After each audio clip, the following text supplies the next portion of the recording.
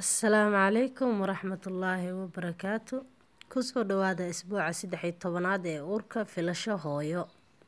Hadda canuga cabirkiisa waa sida oranjaha oo kale.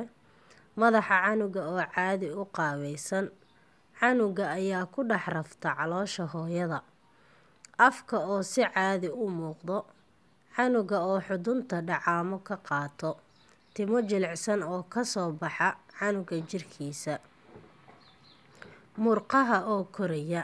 Canuga tubada cuntada ayuuna ka qaataa hawada. Sanbabada iyo beerka oo si caadi ah u shaqaynayaan. Canuga haddii ay gabar tahay waxay ku dhalataa 2 milyan in ka badan oo ugxaan ah. Markay weynaato waxaa haro 200,000 oo ugxaan ah. Isbuucan dhexdiisa caloosha hooyada way muuqataa.